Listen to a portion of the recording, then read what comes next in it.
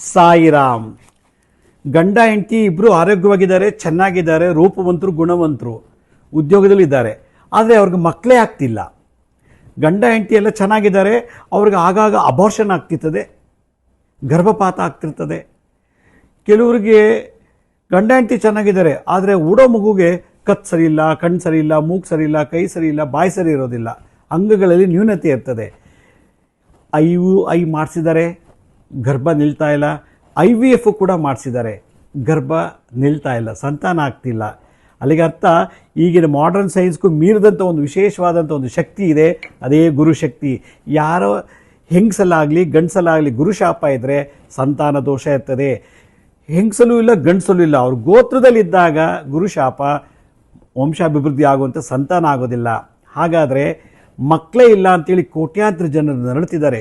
ಇದಕ್ಕೆ ಕಾರಣ ಗುರುವಿನ ಬಲ ಇಲ್ಲ. ಇದಕ್ಕೆ ನಿವಾರಣೆ ಏನು ಮಾಡೋದು ಬೇಕು ಗೊತ್ತಾ?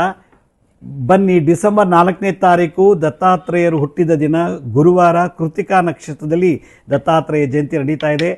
ಆ ದತ್ತ ಜಯಂತಿಯಲ್ಲಿ ಪಾದಕ ಪೂಜೆ ಮಾಡಿ, ನಿಮಗೆ ಸಂತಾನ ಪ್ರತಿಬಂಧಕ ದೋಷ ನಿವಾರಣೆ ಆಗಲಿ, ಒಳ್ಳೆ ಸಂತಾನ ಆಗಲಿ. ಹಾಗಿದ್ರೆ ಏನು ಮಾಡಬೇಕು? ಸ್ಕ್ರೀನ್ ಮೇಲೆ ತೋರಿಸ್ತಾರೋ ಲಿಂಕಿಗೆ ಕ್ಲಿಕ್ ಮಾಡಿ ಬೇಗ ರಿಜಿಸ್ಟ್ರೇಷನ್ ಮಾಡ್ಕೊಳ್ಳಿ, ಒಳ್ಳೆ ಮಕ್ಕಳಿಗೋಸ್ಕರ.